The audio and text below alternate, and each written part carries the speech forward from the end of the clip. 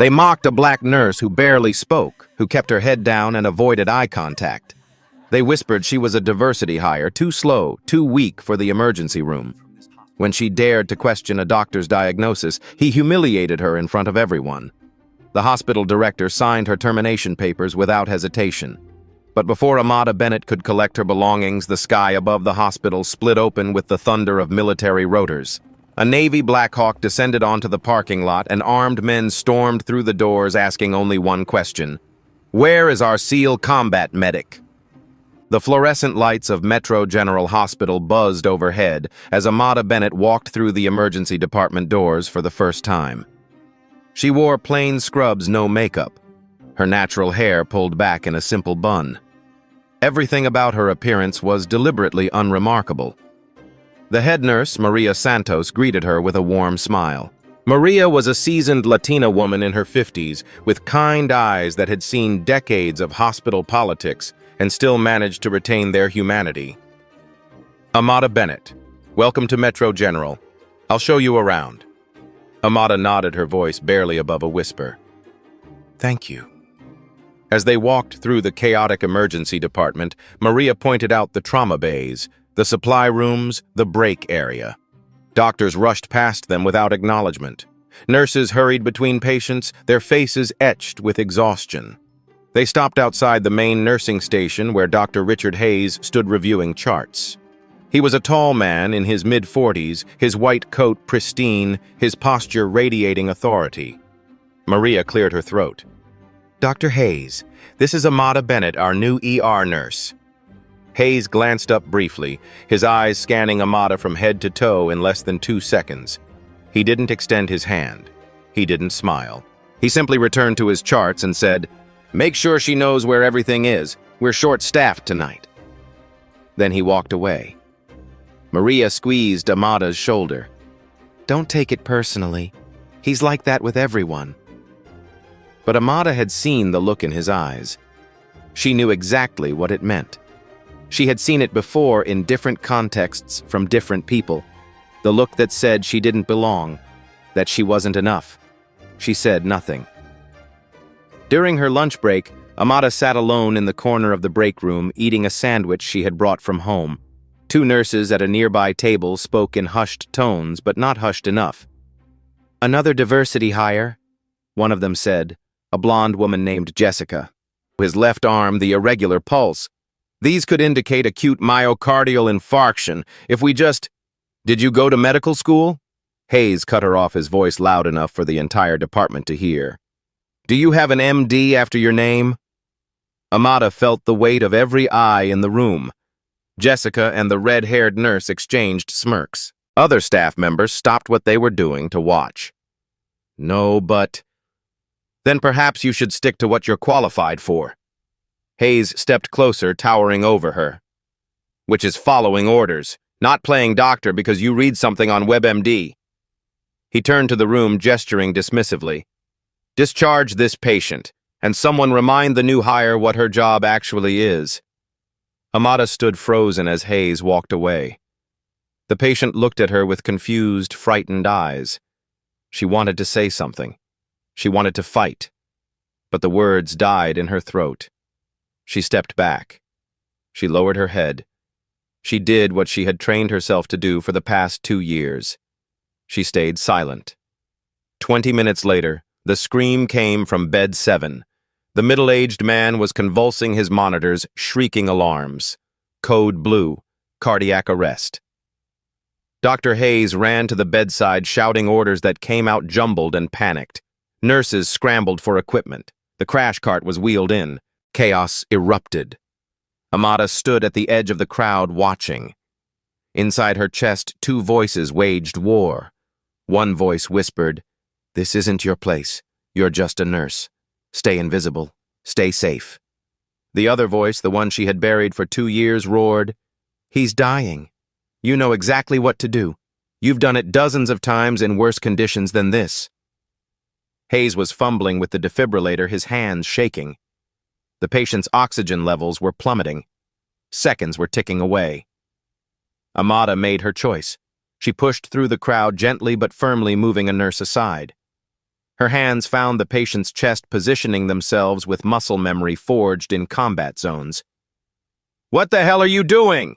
Hayes shouted. Amada didn't answer.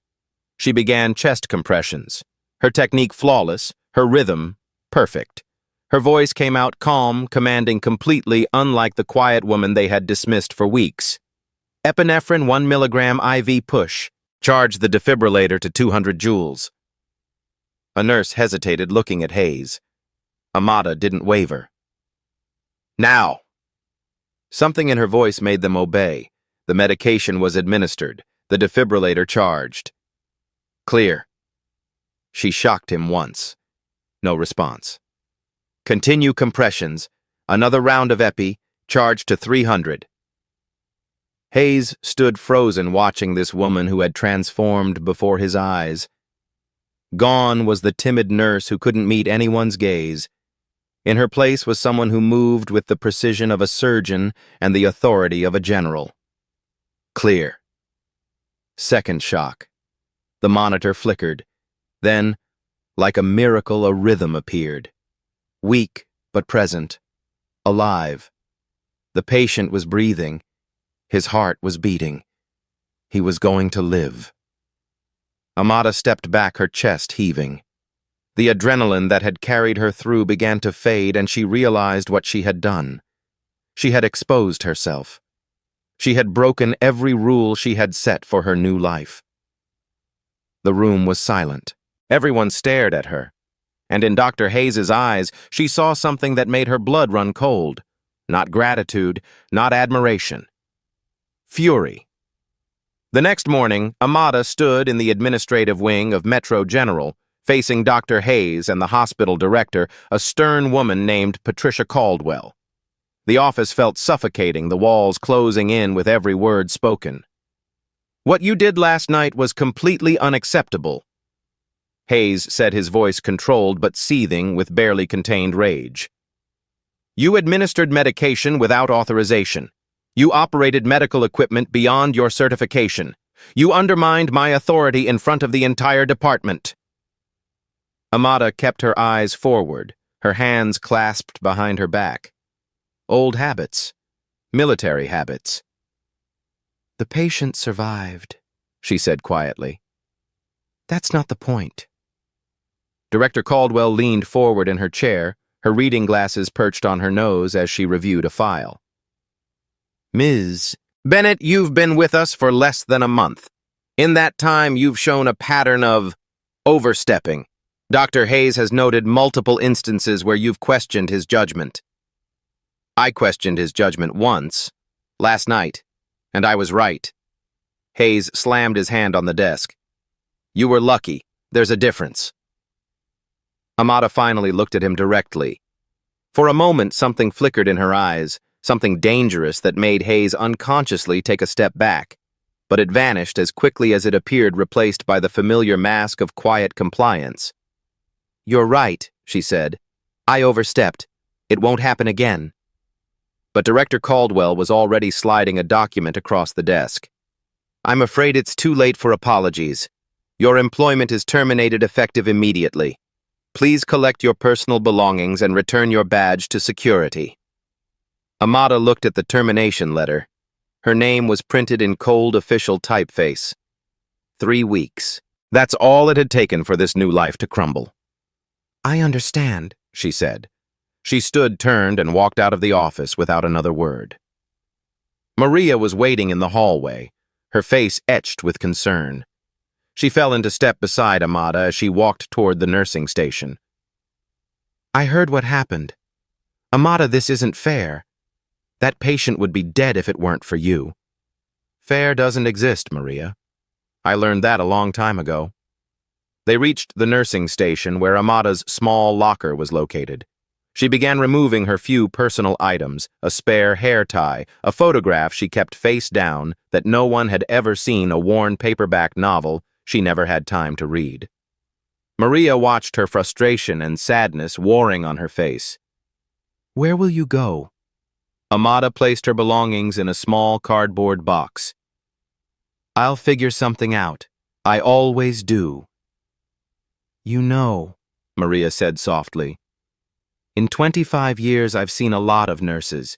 Good ones, bad ones, mediocre ones. But I've never seen anyone do what you did last night. The way you moved, the way you took command. That wasn't luck and it wasn't WebMD. That was something else entirely. Amada's hands stilled over the box. For a moment, she considered telling Maria the truth. About who she really was. About what she had done. About why she had run away from it all. But the words wouldn't come. Thank you for being kind to me, Amada said instead. You were the only one. She picked up her box and began walking toward the exit. That's when the sound came. At first it was just a distant thumping like a heartbeat in the sky, but it grew louder, closer, more insistent. The windows began to rattle. Papers on desks fluttered and flew.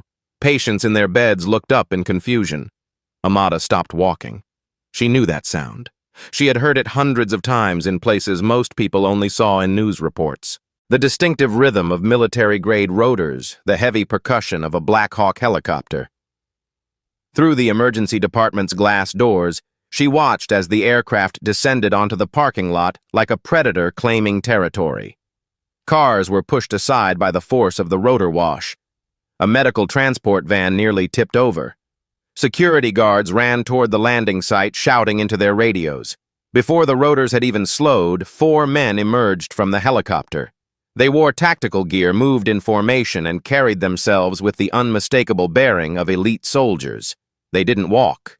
They advanced. They pushed through the emergency department doors without hesitation, ignoring the protests of security guards and the shocked stares of hospital staff. The lead man was tall and broad-shouldered, his dark skin weathered by years of combat deployments, his eyes scanning the room with predatory efficiency. Doctor. Hayes stepped into their path, his face flushed with indignation. Excuse me, this is a civilian hospital. You can't just... The lead soldier looked at Hayes as if he were an insect. Where is Ghost? Hayes blinked. What? Who? The soldier raised his voice, addressing the entire emergency department. Nurse Amada Bennett, codename Ghost. Where is she? Silence fell over the room. Every head turned, searching for the person these armed men were seeking with such urgency. Amada stood frozen at the end of the hallway, her cardboard box still in her hands. She felt the weight of every stare, the confusion radiating from her former colleagues, the dawning recognition in Maria's eyes. The lead soldier spotted her. His expression, hard as granite, softened almost imperceptibly. He strode toward her, his team falling in behind him. Ghost, he said when he reached her. Thank God. We need you.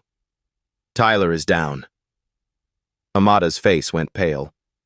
Jake. What are you doing here? Chief Petty Officer Jake Morales was her former team leader, the man who had recruited her into the SEAL medical program 8 years ago. The man who had stood beside her at Marcus's memorial service. Tyler took shrapnel during a classified op. Jake said, his voice low and urgent. Depleted uranium fragment lodged 3 millimeters from his aorta. No civilian surgeon will touch it. The military hospital is 90 minutes away. He's got maybe 30 minutes. Tyler Reed. The name brought a flood of memories. The young medic she had trained before leaving the service. The kid who had reminded her so much of herself. He's in the bird, bleeding out. You're the only person who's ever successfully extracted DU shrapnel from that location. Fallujah 2019. Remember? She remembered. A soldier named Patterson wounded by an IED. The same impossible location. 12 hours of surgery in a field hospital while mortars fell around them. She had saved him with nothing but steady hands and sheer will. Behind her, Amada heard the murmuring of her former colleagues. She heard Hayes's voice, sharp with disbelief, demanding to know what was happening. She heard someone whisper the word SEAL with incredulous emphasis. Jake gripped her shoulder, forcing her to focus on him. Ghost, I know you left. I know why. But Tyler is going to die if you don't help him. Right here. Right now. Amada's hands began to tremble. The box slipped from her fingers, spilling its contents across the floor. The photograph landed face up, revealing a younger Amada in desert camouflage, standing beside a smiling man with kind eyes. Marcus. The memories crashed over her like a wave. The blood, the screaming, the helplessness of watching someone she loved die in her arms, despite everything she knew, everything she could do. "I can't," she whispered. "Jake, I can't. I left that life behind. I can't go back." "You don't have to go back to the battlefield. You just have to go to that helicopter and do what you were born to do." Dr. Hayes pushed his way through the crowd, his face a mask of confusion and wounded pride. "Will someone please explain what is going on? This woman is a nurse. She was just terminated for overstepping her—" Jake turned on him with barely controlled fury. "A nurse. This woman spent 8 years with SEAL Team 6. She has more confirmed saves in combat zones than any medic in naval special warfare history. She holds a silver star and 2 Purple Hearts. She has operated on wounded soldiers in conditions you can't even imagine, with equipment you've never seen under fire that would make you wet yourself." He stepped closer to Hayes, towering over the doctor. "She is the reason 47 American service members went home to their families instead of in body bags. So when you call her just a nurse, you're not insulting her. You're insulting every person she's ever saved, every sacrifice she's ever made, and every nightmare she still has because of what she's done for her country." Hayes stood speechless, his mouth opening and closing without sound. Maria stared at Amada as if seeing her for the first time. "Oh my God," she breathed. Amada barely heard them. Her mind was somewhere else, somewhere dark and bloody and filled with the sound of Marcus's last breath. "I couldn't save him," she said, her voice breaking. "Marcus, I couldn't save him.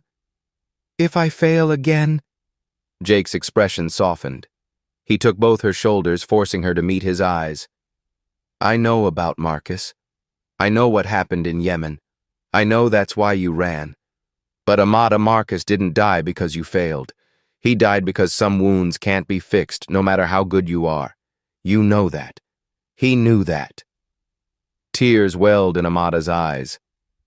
"I promised myself I'd never go back. I can't lose anyone else. Tyler is 28 years old. He has a wife and a baby daughter he's never met. She was born 3 weeks ago while he was deployed. If he dies today, that little girl grows up without a father. And the only person in the world who can prevent that is standing right in front of me telling me she can't." Amada closed her eyes. She saw Marcus's face pale and peaceful in death. She heard his last words, the ones that haunted her every night. "Don't blame yourself. Promise me." She had never been able to keep that promise. The guilt had consumed her, driven her away from everything she knew, everything she was. She had tried to become someone else, someone ordinary, someone who couldn't be destroyed by loss. But standing here with Tyler's life hanging in the balance, she realized the truth she had been running from for 2 years. She couldn't escape who she was, and maybe she wasn't supposed to. Amada opened her eyes. The tears were still there, but something else had replaced the fear. Something cold and focused and utterly determined. "Where is he?" she asked. Jake's face flooded with relief. "The helicopter. We have everything you need." Amada turned and walked toward the exit, her stride no longer hesitant or shuffling. She moved with purpose, with authority, with the bearing of someone who had commanded respect in the most dangerous places on earth. The crowd parted before her. Nurses who had mocked her stepped aside. Doctors who had dismissed her watched in stunned silence. She didn't look at any of them, but she stopped beside Maria. "I'm sorry I couldn't tell you who I was," Amada said quietly. "I wasn't ready to be that person again." Maria's eyes glistened with tears. "Go. Save him. We'll talk later." Amada continued walking, pushing through the emergency department doors into the harsh sunlight. The Black Hawk sat on the parking lot asphalt, its rotors still spinning at idle. Two SEAL operators stood guard beside it, their weapons ready. Inside the helicopter, Tyler Reed lay on a stretcher, his face gray, his breathing shallow. Medical monitors beeped urgent warnings. A field medic knelt beside him, applying pressure to a wound in his abdomen that oozed dark blood. Amada climbed into the helicopter and knelt beside Tyler. His eyes fluttered open, unfocused and glazed with pain. "Ghost," he mumbled. "Is that you?" "It's me, Tyler. I'm here." "They said you quit. Said you disappeared." "I did."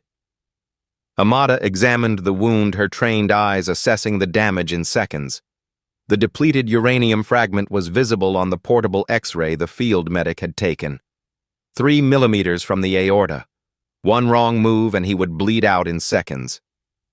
"But I'm back now," she said, "and I'm going to fix this." She looked up at Jake. "I can't do this in a helicopter. I need a proper surgical suite, fluoroscopy imaging, and microsurgical instruments. The military hospital is too far." "I know." Amada's jaw tightened. "We'll use the hospital here. Their OR has everything I need." "Will they let us?" Amada looked back toward Metro General, where Dr. Hayes and Director Caldwell stood at the emergency department doors, watching everything unfold. "They don't have a choice." She jumped down from the helicopter and strode toward them, Jake and his team close behind. Hayes tried to stand his ground, but something in Amada's eyes made him falter. "I need your surgical suite," she said. It wasn't a request.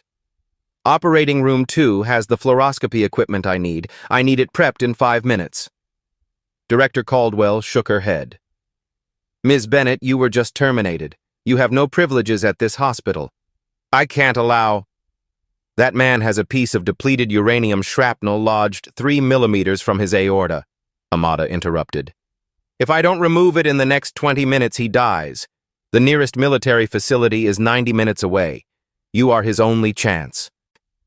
"We have surgeons on staff who can—" "No, you don't." Amada's voice was flat final. "No civilian surgeon has ever performed this procedure. The military has done it exactly 4 times in history. I performed 2 of them.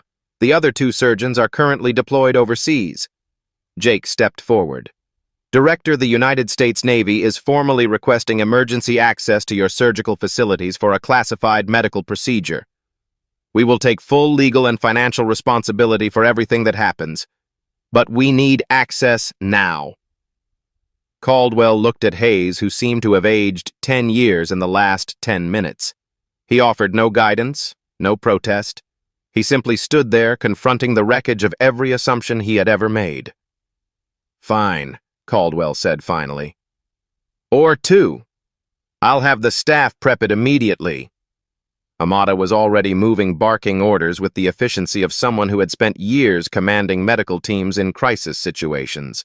"I need type O negative blood standing by. Microsurgical instrument tray. Someone get me Dr. Patterson from radiology. I need the best fluoroscopy tech you have. And clear the observation gallery. No one watches who doesn't need to be there." Nurses scrambled to obey. The same nurses who had whispered about her, laughed at her, dismissed her as a diversity hire. Now they jumped at her commands without question. Maria fell into step beside her as they rushed toward the surgical wing. "What can I do?" "Stay close. I might need an extra pair of hands." They reached the operating room where staff were already preparing the space with frantic efficiency. Amada scrubbed in her hands, moving through the familiar motions with mechanical precision. Through the window, she could see Jake and his team standing guard in the hallway. She could see Director Caldwell and Dr. Hayes watching from behind the glass of the observation gallery. And she could see Tyler being wheeled in his life measured in minutes, his fate resting entirely in her hands. The same hands that had failed to save Marcus. For a moment the doubt returned, the fear, the crushing weight of responsibility that had driven her away from this life.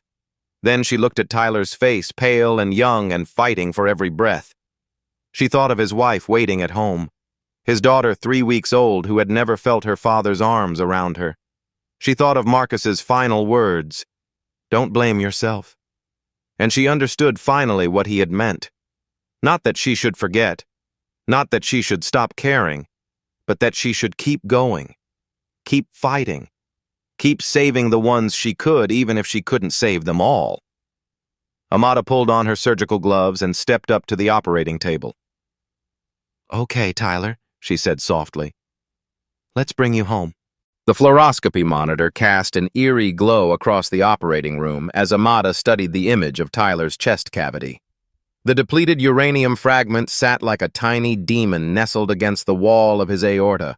One slip of her instruments, one tremor in her hands, and the largest artery in his body would rupture. Maria stood beside her, serving as surgical assistant. The hospital's best radiology technician operated the fluoroscopy equipment, providing real-time imaging of every millimeter Amada navigated. Outside the observation window, Jake and his team watched in tense silence. Dr. Hayes stood among them, his arms crossed, his face unreadable. Director Caldwell had positioned herself near the door as if ready to flee at the first sign of disaster. Amada blocked them all out. The world narrowed to the space between her hands and Tyler's heart. "Scalpel!" Maria placed the instrument in her palm. Amada made her first incision with the precision of a master artist cutting through layers of tissue to expose the wound channel. Blood welled up immediately, dark and insistent. "Suction." The field cleared. Amada could see the fragment now, not just on the monitor, but with her own eyes. A jagged piece of metal, no larger than a fingernail, carrying enough destructive potential to end a young man's life. She inserted the microsurgical forceps, guiding them toward the fragment with movements so small they were almost imperceptible. The fluoroscopy monitor showed the instruments closing in millimeter by agonizing millimeter. Her hands began to tremble. Not now. Please, not now. The image of Marcus flashed through her mind, his blood on her hands, his eyes going dim, the weight of his body as he slipped away from her. "Amada." Maria's voice was soft but urgent. "Your hands." Amada looked down. The forceps were shaking their tips, dancing dangerously close to the aortic wall. One wrong move, 1 centimeter to the left. Tyler would die on this table just like Marcus had died in her arms. She closed her eyes and took a breath. In the darkness behind her eyelids, she saw Marcus again. But this time he wasn't dying. He was smiling the way he used to smile at her across crowded mess halls and dusty combat outposts. "Don't blame yourself," he had said. But there was more to those words than she had understood. It wasn't just about accepting his death. It was about accepting that she had done everything she could. That her hands, these hands, had saved countless lives and would save countless more. That she was enough. Amada opened her eyes. Her hands were steady. "Continuing extraction," she said calmly. The forceps closed around the fragment with delicate precision. Amada began to withdraw, pulling the deadly metal away from the aorta 1 fraction of a millimeter at a time. The fluoroscopy monitor tracked every movement, showing the narrowing gap between safety and catastrophe. 30 minutes passed. Then 40. Sweat beaded on Amada's forehead, but she didn't dare ask anyone to wipe it away. Her entire being was focused on the task, her consciousness narrowed to a single point of absolute concentration. The fragment came free. Blood sprayed from the wound, painting Amada's surgical gown in crimson. The monitors screamed warnings as Tyler's blood pressure plummeted. "Clamp!" Amada commanded, her voice cutting through the chaos. "I need a vascular clamp now!" Maria slapped the instrument into her hand. Amada moved with speed that seemed impossible, her fingers finding the source of the bleeding and applying pressure with surgical precision. "Suture. Fluoroproline." She began to repair the damage, her needle moving in and out of the torn tissue with the rhythm of a heartbeat. Each stitch was perfect, placed with the expertise of someone who had performed this procedure in far worse conditions. The bleeding slowed, then stopped. Tyler's vitals stabilized. His heart rhythm, erratic for the past hour, settled into a steady, healthy pattern. Amada stepped back from the table, her legs suddenly weak. She looked at the metal fragment sitting in the surgical tray, this tiny piece of destruction that had almost claimed another life. but not today. "He's stable," she announced. "Close him up and transfer to the ICU for monitoring." She stripped off her gloves and walked out of the operating room without looking back. In the hallway, Jake was waiting. His face, usually so controlled, broke into an expression of pure relief. He grabbed Amada in a bear hug that lifted her off her feet. "You did it," he said into her hair. "You crazy, beautiful genius. You did it." "Put me down, Jake. I can't breathe." He set her down but kept his hands on her shoulders as if afraid she might disappear again. "Tyler's wife is on her way. She wants to thank you personally." Amada shook her head. "She doesn't need to thank me. Just tell her to take care of that baby girl. Tell her Tyler's coming home." The other SEAL operators gathered around, clapping her on the back, calling her Ghost with reverent affection. For a moment, Amada allowed herself to feel the warmth of belonging to something larger than herself. Then she saw Dr. Hayes standing at the edge of the group apart from the celebration. Their eyes met. He walked toward her slowly, his usual arrogance stripped away, leaving something raw and uncomfortable in its place. The other SEALs parted to let him through, their expressions hostile. Hayes stopped in front of Amada. For a long moment, he said nothing. Then, in a voice barely above a whisper, he spoke. "I didn't know." Amada studied his face, searching for the contempt she had grown accustomed to. But it wasn't there anymore. In its place was something that looked almost like shame. "You didn't want to know," she said quietly. "You saw what you expected to see, a black woman who couldn't possibly belong in your world. It was easier to dismiss me than to question your assumptions." Hayes flinched at her words but didn't look away. "You're right. I was wrong. About everything." "Yes, you were." Amada's voice held no anger, only exhaustion and a deep, bone-weary sadness. "But I'm not telling you this so you'll apologize to me. I'm telling you because next time someone speaks up, someone who doesn't look like what you expect, maybe you'll listen before you judge. Maybe you'll remember that the quietest person in the room might know more than everyone else combined." She didn't wait for his response. She turned and walked away, leaving Hayes standing alone with the weight of his failures. Maria caught up with her near the emergency department entrance. The older nurse's eyes were red-rimmed, her cheeks wet with tears she hadn't bothered to wipe away. "What happens now?" Maria asked. Amada stopped walking and faced the woman who had shown her kindness when no one else would. "Now I stop running. I spent 2 years trying to be invisible, trying to hide from my past. But it turns out you can't run from who you are. You can only choose what to do with it." Maria embraced her tightly. "Will I see you again?" "Maybe. Somewhere down the road." The next morning, Amada stood in the hospital parking lot, a military duffel bag slung over her shoulder. The Black Hawk had been replaced by a standard Navy transport vehicle, less dramatic but equally purposeful. Jake leaned against the vehicle, waiting. When he saw her approaching, he straightened. "So," he said, "what's the verdict? The team wants you back. Command has already approved your reinstatement." Amada shook her head. "I'm not going back to the field. That part of my life is over." Jake's face fell. "Then what?" "Training." Amada looked toward the horizon where the sun was just beginning to rise. "I want to teach the next generation of combat medics. Everything I know, everything I learned, every technique that kept me alive and kept my patients alive. I want to pass it on." Jake considered this for a moment, then nodded slowly. "We could use you at the training facility in Virginia. The new medics coming through, they're good, but they're green. They need someone who's been where they're going." "Then that's where I'll be." She turned back toward the hospital one last time. Maria stood at the emergency department entrance, watching. Hayes was visible through the glass doors, frozen in place, still grappling with the destruction of everything he thought he knew. Amada raised her hand in a small wave. Maria waved back. Then Amada climbed into the vehicle and the doors closed behind her. As they pulled away, she looked out the window at Metro General Hospital shrinking in the distance.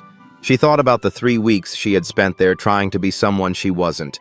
She thought about the people who had mocked her, dismissed her, underestimated her. And she thought about the ones she had saved both on the battlefield and in that sterile operating room. Marcus's voice echoed in her memory one final time. Don't blame yourself. For the first time in 2 years, she didn't. The vehicle turned onto the highway, heading toward a new chapter. Behind her, the hospital disappeared from view. Ahead of her, the future waited. Amada Bennett, codename Ghost, was no longer running. She was moving forward. And somewhere she knew Marcus was smiling.